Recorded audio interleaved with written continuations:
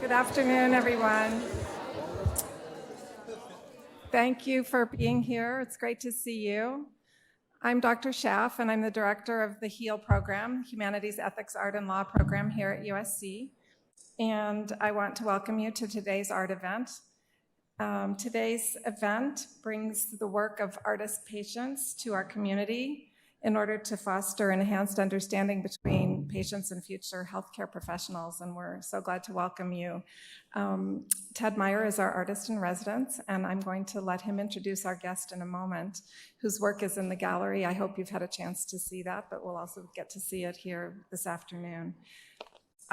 Generally, as those of you who've been here before know, we usually have a clinician whose specialty is in the area of expertise, given whatever illness or condition our patient artist is dealing with. But today, all of the clinicians whose specialty is in dermatology or allergy immunology are actually in clinic, and we were unable to invite anyone from those specialties. So I'm a pediatrician. I'll do my best if there are any questions you have about any of the medical aspects of this condition, but I think that Ted and our guest will have a lot to talk about. So Ted, I'll let you introduce our artist, and thank you. Okay. Hi, everybody. Thank you for coming. Ariana Page Russell is an artist that many people told me about, and I think partially just because her artwork is so different. You know, usually here at Keck we have people that have had transplants and crazy chronic diseases that require lots of intervention by you guys, but she was sort of using her body as a canvas.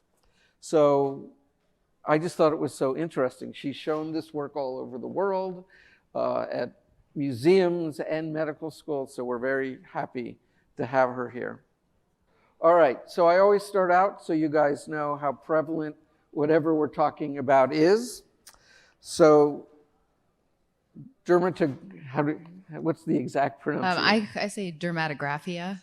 Dermatographia. We have 2 to 5% of the population have this to some extent, so that comes out to about 9.75 million people.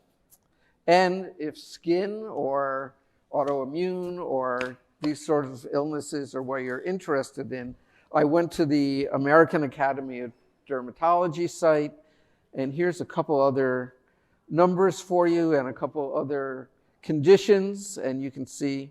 So if you are interested in this, you will have lots of chances for clients and people to do interesting work with. All right, so I'm going to have you read something off your website to start us off. So why don't you read, and then we'll go from there. Okay, so this is an excerpt from my artist statement on my website. The sensitivity of my skin is transparency too. What shows up on the surface reflects what's going on inside. All of my work has been about this capacity of skin to reveal internal happenings and how permeable that makes us.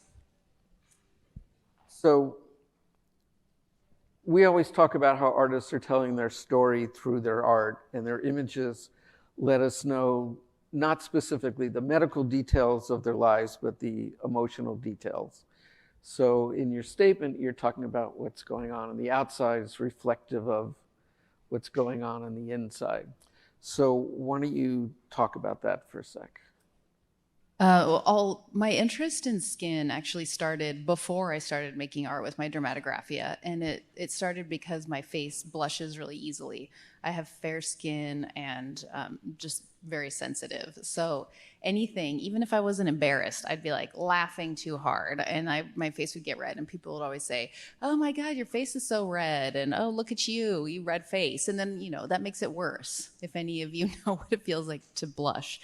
So that's how it started. It was like thinking about how that thing that my body just does, even though I don't want it to, it's revealing something. There's some kind of emotion happening and it's showing up on my face. So then the way that this has kind of carried over through to the dermatographia is for me, my dermatographia was kind of a bell, like a warning bell or something. It was like, pay attention to what you're doing, take better care of yourself, and you need to make some changes. So I started exercising, drinking more water, eating better, and just taking better care of myself in general. And then over the years, my dermatographia has lessened. So that was what I was thinking about in that regard. But just how, if there's something wrong internally, a lot of times it can show up on the skin. So, as I was saying, we've had artists here before of everything from heart transplants to, cystic fibrosis, neurological problems, MS. The flashier things that when you guys were thinking about med school, you're like, I'm going to help those people and cure that. But this, in a way, it seems like a minor thing. You've got this condition, you get flush, you go like this, you get something that shows up for 20 or 30 minutes, and then it sort of goes away. So why is it a chronic illness like this something that they should be as concerned about it when their patients come to them? I think in all my years of doing this work, the emotional component is what really stands out. Like, especially this often shows up in teenage years, and being a teenager is so hard anyway. And then if you have this weird thing that your skin does that people, will probably tease you about, then it's really, it can be traumatizing. And that's one part of it. The other part is the itchiness. Some people have it so bad that they will just be, woken up in the night, just unable to stop scratching, and they can't sleep because they're so itchy. So that doesn't happen, 24 hours a day, but there are moments where the itch is unbearable. And a lot of people take antihistamines for the condition, but even some people say the antihistamines don't work. So where would you put yourself? Because you know the community of people that have this condition. So like on a scale of 1 to 10, where do you put yourself? 10 being the more intense? Yeah. I would say I'm down to like a 3-ish. But when I was younger, it was more like a 5 or 6. But I never had, 9 or 10 status, like some other people who have reached out to me. All right, so let's talk about medically how you got diagnosed, when this presented on you, what was happening with you that you felt you had to get to talk to a doctor.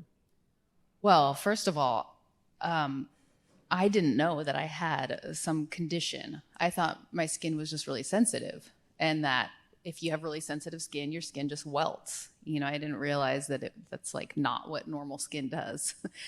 So there was that. So I actually did not get diagnosed until I was in my 20s. And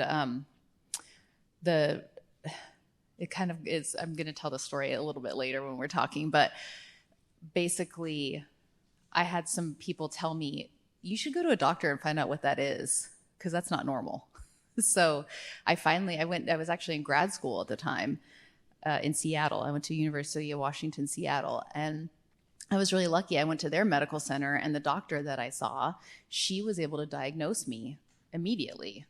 She was just like, yep, dermatographia, there you go. And it felt so good to have a diagnosis. It felt so good to have a name and to just be able to do some research. And then, that's like what really fueled my art. And I'll get back to that. But a lot of people have told me over the years that their doctors don't know what it is. They don't have a name for the condition. They don't know about dermatographia.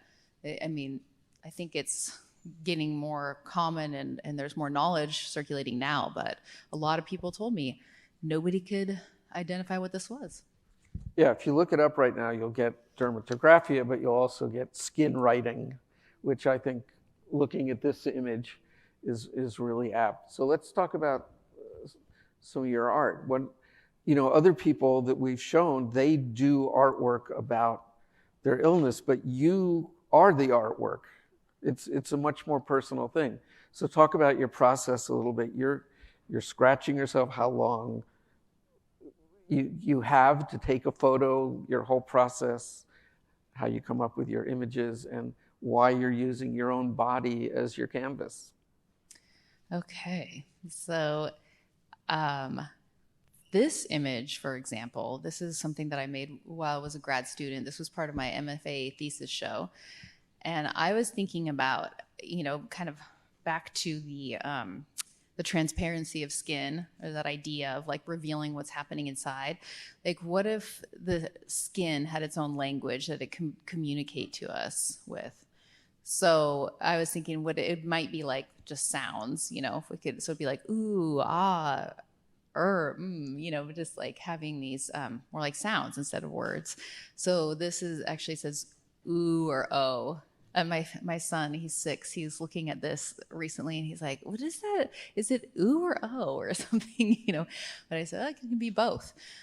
So also just the way that, like, I'm interested in how patterns look on the body. So the way that if it's just a repeating O, it kind of forms its own pattern. And the way that I made these marks is with a knitting needle. I've always used a knitting needle as my stylus, and they're not sharp. They're very dull, just like a plastic knitting needle, and it just a very light pressure, and I can just draw something. The only problem is if I want a really specific design, I have to use some kind of stencil or something, because the image doesn't show up for about 5 minutes. So like this is freehand, so I was able to just draw these O's, and then it lasts for about 20 to 30 minutes. But kind of like prime photographing time is about 5 to 7 minutes in before it starts to fade, but after it's had time to really get bold like this. And you have another photographer come, because you always did your own photography too. You have another photographer ready, you do your pattern, as soon as it shows up, they take the photo, or how does it work? For this series, I was actually doing all the photographs myself, and this is film. So, this was 2004. So it was before digital became really prevalent. And I was using mirrors to get different angles. And I can't remember where this was. It's so long ago. I think on my stomach or leg. And so I could just, actually use the camera and point it at myself. Nowadays with digital, it's a lot easier. So I'll set up the camera on the tripod and get everything focused and ready to go before I make the drawing. So then I have plenty of time to do it. Was there a break with you where instead of maybe trying to cover up, or maybe you never did, you decide, I'm just going to put myself out there? Like, was there a mental condition of like, this is what's going on with me, and letting everybody see? Well, maybe I'll do my story about how I started making art with this now. Yeah, sure. Okay, because I was Ted and I were talking about this the other day, and I was saying, like, I did not set out to make art about Dermatographia. It kind of chose me. There's this whole story. I was living in Seattle, and I was collecting this really beautiful kelp from the Puget Sound, and it's like pink. It's like this bumpy pink kelp, and I don't see it down here.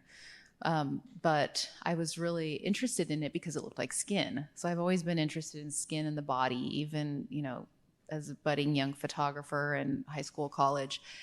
So I brought some of it home to photograph in my apartment, and the sun was coming in, I'm photographing, and I accidentally scratched my leg.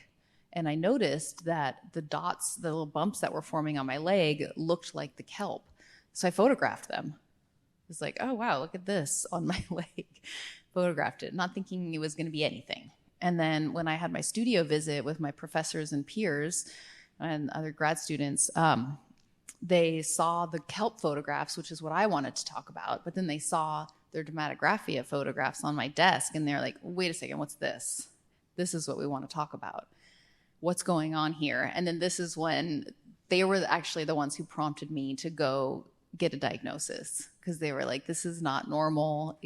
No, this is like, I've never seen this before. What is this?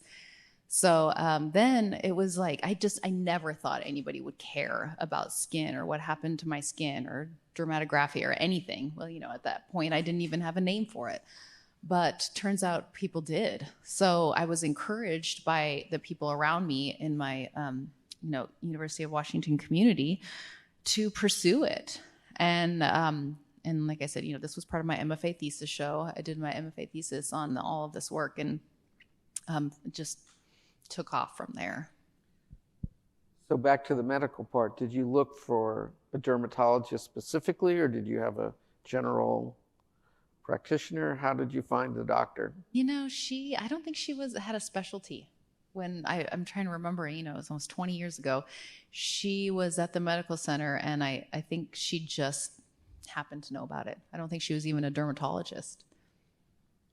Let's talk about this one. This one's more actual words. What's going on? Funny story about this one, actually. I had a dermatologist maybe about 10 years ago or so, and I told him about how I have dermatographia, and he goes, "Oh, yeah, check out this picture of somebody with dermatographia," and he showed me this image. So that was like, "Oh yeah, that's me." And he's like, "Oh," I thought it was really weird though, I do get a lot of like, "Oh, you make art with that?" Oh, but for this one, this was also part of my MFA thesis show. And so, this is about 2004, and thinking about the body communicating and what it might look like, or words showing up on skin, sounds on skin. And I just transcribed a dream that I had had a few nights before, but like very abstractly. It's just, so you can make out some words on there, but you can't actually read it. You can't read like what the dream was. And I don't even remember what the dream was. And it's been so long, but yeah, you're not meant to read it verbatim. It's just like maybe certain letters or words will catch your eye. So this one, I love this image. And so many artists work with patterning, and a lot of scarification work is patterns. So like on this one, how did this one happen? And also it's read all the way around. It's not just by where you were rubbing yourself. Yeah, so that's something else. And again, like if I were to try to recreate this image, I would not be able to get this again because my skin doesn't do this anymore. But that is part of it. It's like the welts form, but then all the histamine that's rushing to the surface, that's also causing redness. And so that's why you can see that kind of like echo of the welts. And this one is exclamation points or lowercase i's. It's almost like if the body is like exclaiming. So this one is not in the show, but Right. I love this image. Thanks. So why don't you talk about this for a sec? This one, it came a little bit later. That last one that you showed was also part of the MFA work. And then this was like my next body of work after that, after I graduated and, I was like out in the real world. And I was inspired by other patterns that would cover surfaces like wallpaper. And it's no accident. My dad is a wallpaper hanger. He's in Portland, Oregon. So I would go, when I was living in Seattle, I would go visit him and help him hang wallpaper, and I learned the trade a little bit. This was some wallpaper that actually I didn't get from him. I found it somewhere else, but I made it into a stencil. I just really loved the kind of damask pattern of it, and turned it into a stencil and then just traced it on my stomach. And then I also had, this was in a show at Lake Tahoe that was like hanging on the wall, and then there was also, I used photographs of skin that I cut into the shapes of that pattern and then put those on the wall. So it was like the pattern kind of spread from skin to the wall.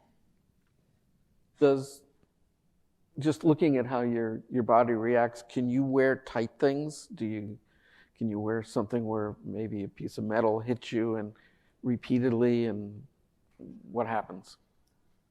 Yeah, I wouldn't opt to wear metal. But I can pretty much wear whatever. I do have to be careful about certain materials that can be itchy. But otherwise, it's not too much of a problem. One thing that I have found over the years as I get older is I can't wear earrings anymore. I have my conchas pierced and I can only wear gold. I can't even wear stainless steel. So I don't know if that's related to the dermatographia or not, but otherwise, no. I mean, it definitely feels better to not wear really tight clothes, but I think anybody might say that. So are natural fabrics better than synthetics or other way around? No, not necessarily. I think it just depends on the fabric and the item of clothing.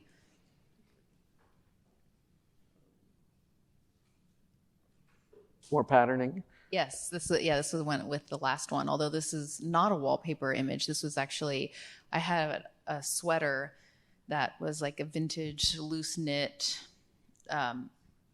pattern, kind of. It made a pattern, the knitting. And so I just put the knitting needle just directly through the pattern of the sweater and was able to make that design. So like thinking about if clothes left a mark, and sometimes they do, if you wear pants and you're sitting down for a while, it'll leave a mark. So I started, when I was looking at your work, I started looking at African scarification. And I thought, well, maybe it would be great if I could find one that was almost the same pattern as some of the stuff that you do. So this is sort of the closest I found. One of the things that's been happening in the art world in the last couple of years is just repeated patterns, marking systems repeated continuously. And I think if you look at some of the African artwork I found in your work, there seems to be a real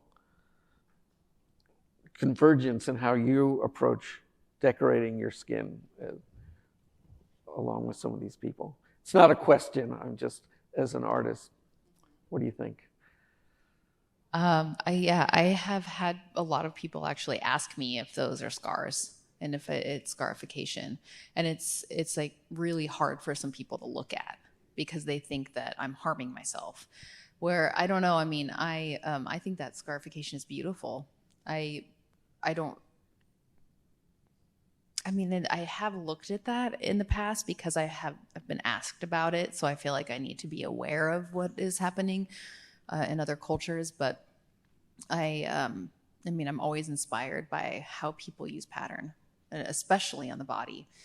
But yeah, I think it's beautiful. And it's an interesting way for our work to connect too, since you make work about scars. All right, well, since we talked about that, so I have a big project that I do about people's scars from accidents, operations, war, and you have of your work. And one of the things that we've talked about is that people tend to reach out to us. In my case, a lot of times they're looking online for scar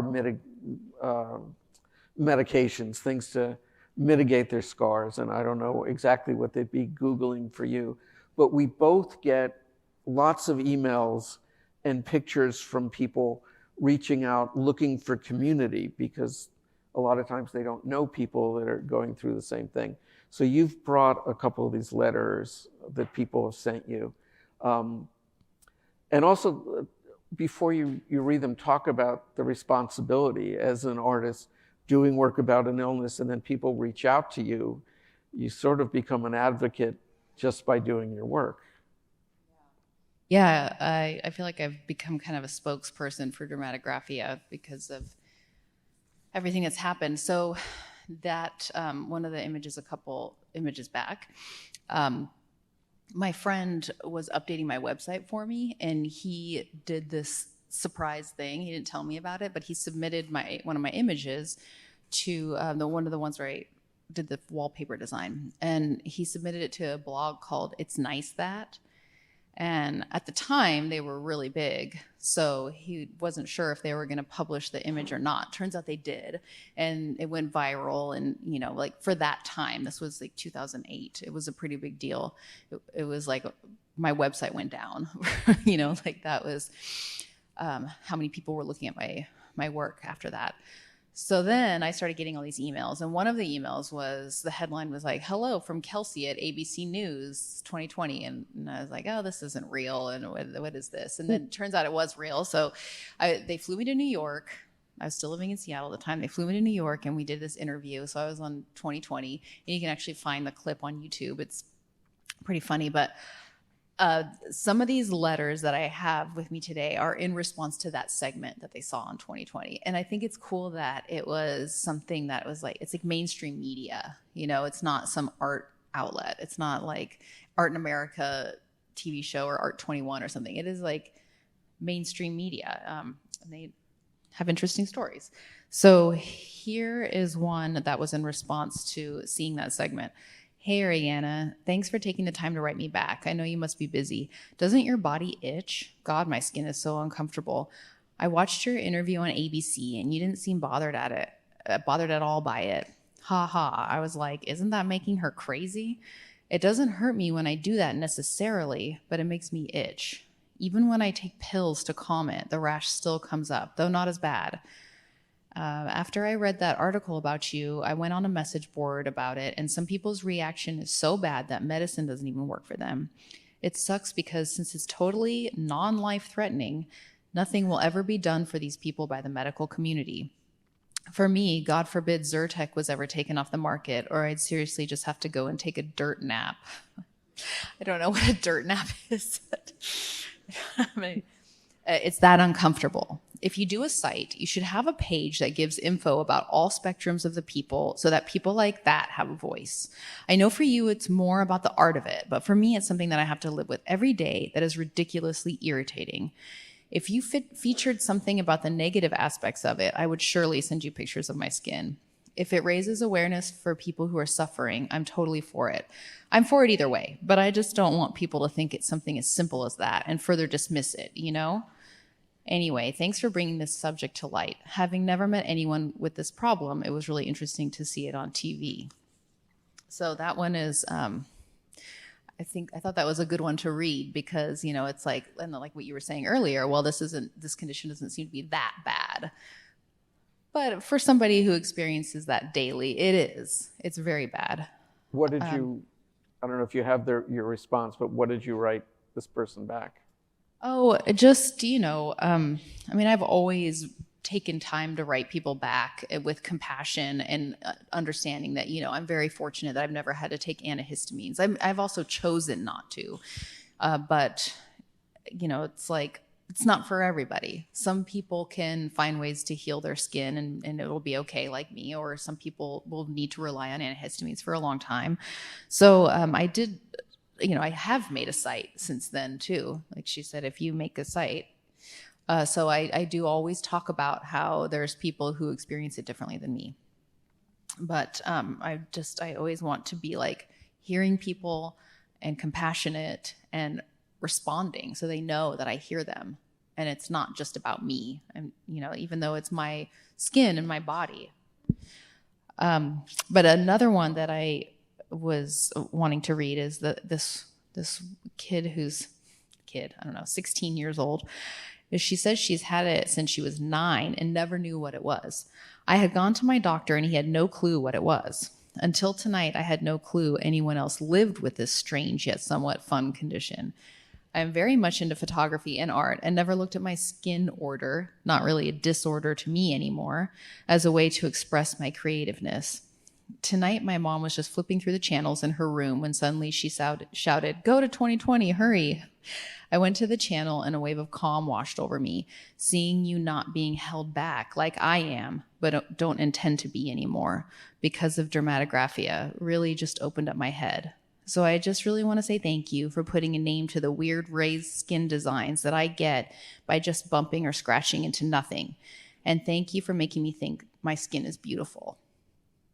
I mean, I can't even, like, I'm getting a little teary-eyed right now. Like, I can't, this is an old email and it still does that to me every single time. It's just, that is like, nothing could ever be better than that.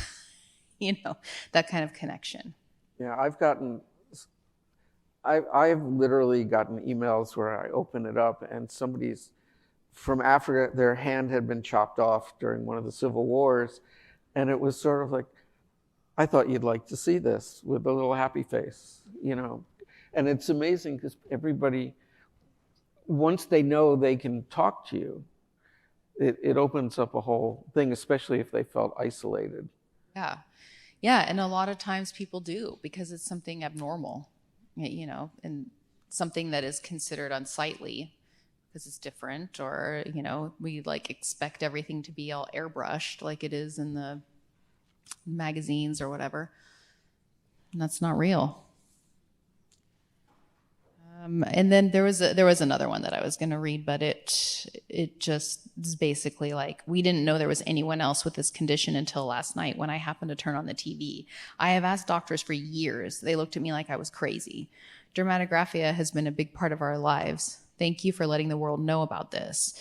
It's been hard on Katie, especially in the younger years. She deals with it on a daily basis and has learned to live with it. We think it's wonderful that you've taken this and made it a positive thing. So when you went to the doctor and you got diagnosed and had a name for it, was it sort of like, okay, I'm not crazy, I'm not?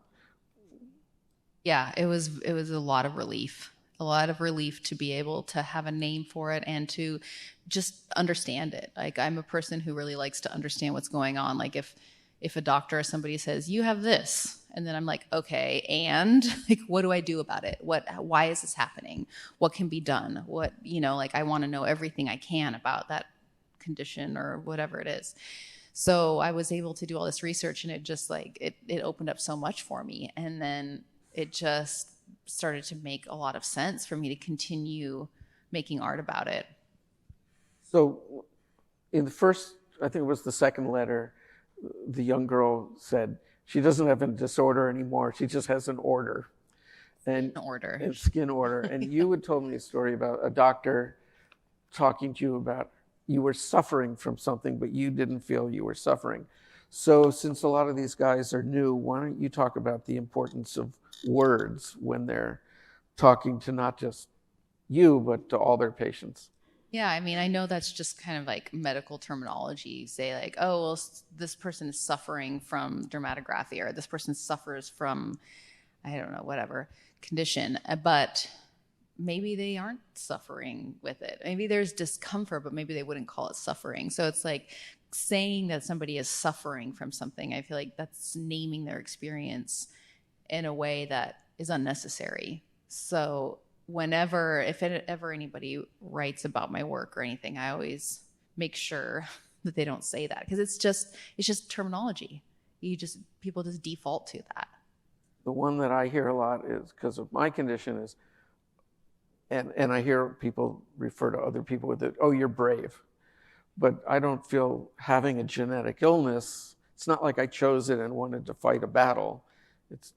So I'm not brave. You're not brave. This is the lot we got. Yeah. And we're dealing with it. Yeah, exactly. All right, so we're going to go on to some other series you've done with skin that are not as distinctive with the skin writing. Yeah, this piece is downstairs, and it's called Blanche because, again, I was thinking of the blush. Like, that blushing has really stuck with me. But what I printed these images, those are actually, it's a collage made with photographs of skin. And so each piece is about like a little, maybe bigger than a quarter or something. And then I glued them down onto a piece of board. But in the dark room, when I was printing these, because I was using film and I had access to a dark room after grad school, I was still working in the photo lab. I was printing them so that that some of them would look really red, and then some of them would look really light, so that it would kind of look like it was like the piece was flushing when I made the collage. So it's not like so directly related to the dermatographia, but it is skin. And then I think, what was the next one? Did you have? Yeah, so then these came with that other one too. So what I'm wearing, those are both me. And I had a friend in Seattle. She actually lives here now, but she's an amazing hair and makeup artist, but she was just getting started. So she was like doing all this stuff for me.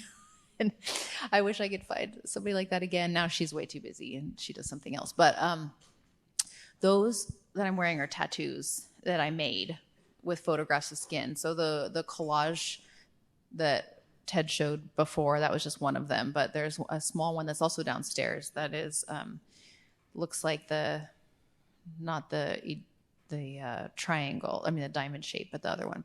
And it's made with photographs of skin. And then I would scan that collage and then print out the tattoos myself. So I have this paper where I can make my own tattoos. So then I was putting the skin designs back onto my skin as kind of a way of like directing the result, like directing, if thinking about the blush again, like directing where the blush would go, or directing the welts even in a way that I could make them more precise. And even though they're not images of welts, but they make me think of that. All right, and the third wall and series. Right, yeah.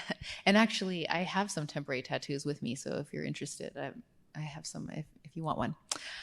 This is actually one of my latest. This is from my latest series called Bloom Back, and I was thinking about the flowers and flora around, and it kind of started because like during COVID, my son and I were spending a lot of time outside and collecting some of the flora that grows around. I live in Altadena, so I'm right next to the mountains.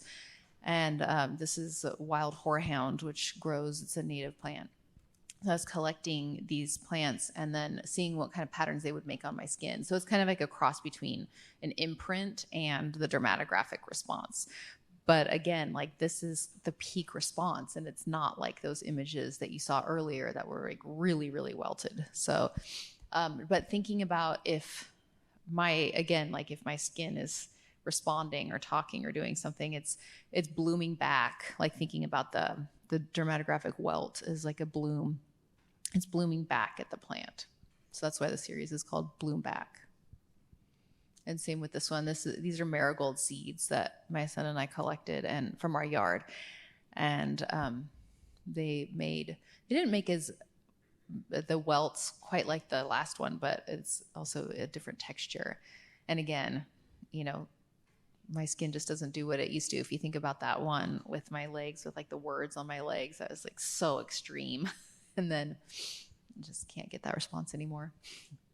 So this is our last image. All the others are downstairs if you haven't had a chance to go down. So one thing I always mention in every talk is that all the artists we show here at the gallery downstairs are making art that would not have happened if they had not had some sort of condition or operation or whatever chronic illness.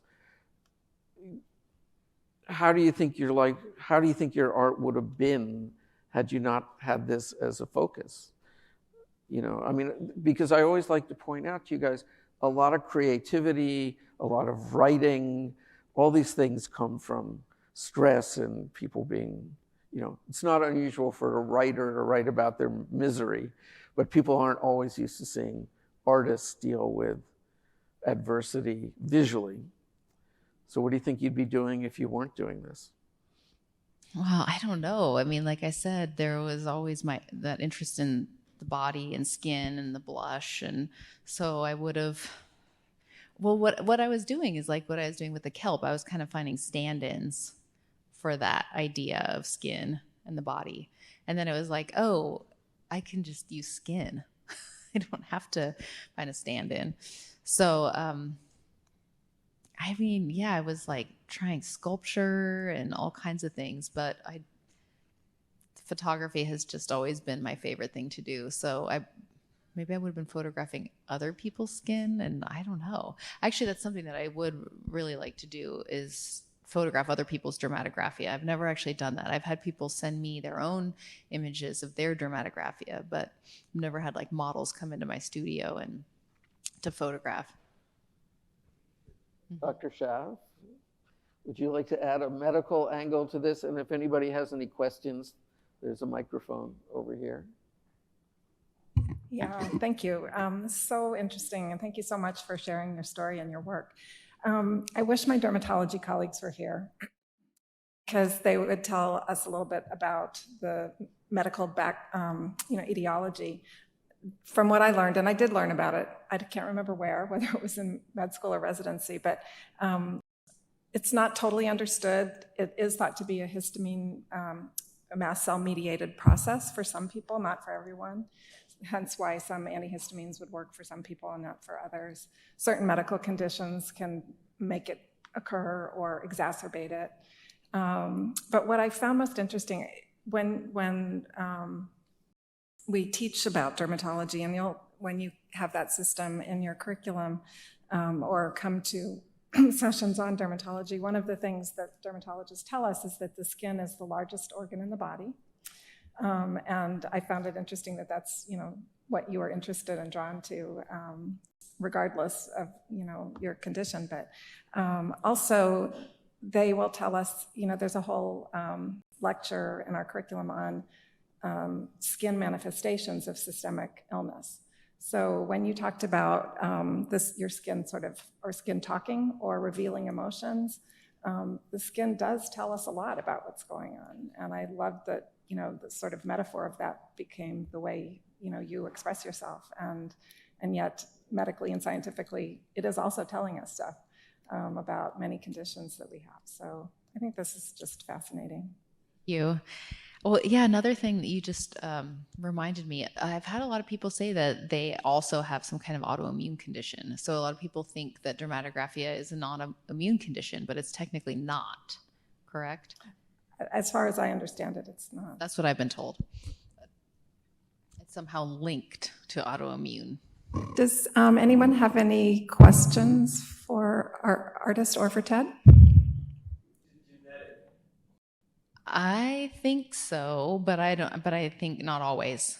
I mean, because it's so different for everybody. But like I was telling you, because you said you're a pediatrician, yeah. My son, he's 6 and he seems to have it a little bit. So, but nobody else in my family has it that I know of. I was the first one. And then the other thing, I don't think I actually answered your question earlier. I don't know exactly when it developed. Because like I said, I didn't know it was a thing that I had. I thought it was just my skin was just really sensitive. But I think that I started getting the welts like when I was a teenager.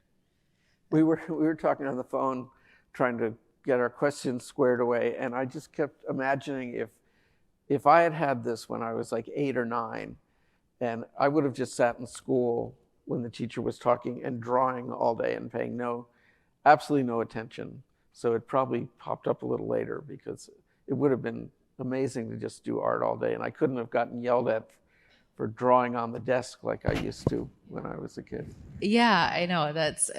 Like I said the other day, it's funny because it never occurred to me to do something like that until it kind of happened itself. Like it really, I did not make those initial marks that I first photographed. It just happened by accident. So I feel like dermatographia was like, you must photograph me, like made me do it. Because I just didn't realize that was even possible to make a drawing on my skin. This is her website, if you want to follow her, or her Instagram. And then you were saying you also have a blog. So why don't you talk about that? Yes. So I did end up starting a blog, a website for people with dermatographia. So it's like a resource, and it's got a lot of comments from other people and input, and people kind of like respond to each other and back and forth and give each other tips and advice, because a lot of times people are like, I don't care. I don't want to drink a bunch of water. I don't want to exercise. Just tell me what pill I can take, And like, that's fine. Everybody has their own way of doing it. But if somebody does want to explore maybe some more like natural, holistic ways to treat the condition, I have a lot of information on there. My blog is called Skin Tome, like tome, like it's, I know people always think it's skin to me, which it could be that too, I guess, but I think of it as Skin Tome.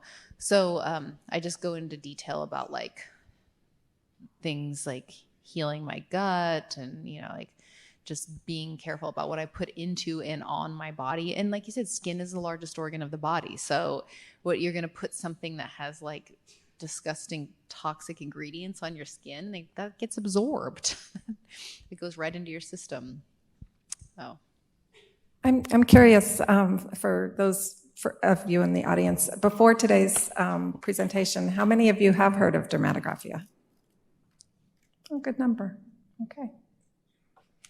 Great. I'm so glad, because it is really one of my passions in life to spread the word about the condition so everybody knows what it is. So then people don't have to go through what I went through, where it's like I accidentally scratch my cheek and then somebody's like, what, did you just get scratched by a cat? Or, like, what happened to your face?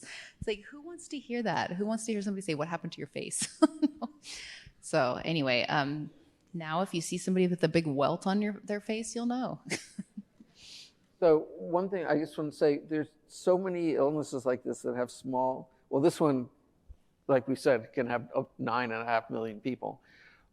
But there's Facebook groups, there's individual patients with illnesses doing their own blogs and things. So if you come across something and you want to know how people feel about having them, there's a group for it. You just need to Google it or go on Facebook and type in the illness. You will find a support group and you can see what people are going through with almost any illness. It's kind of amazing.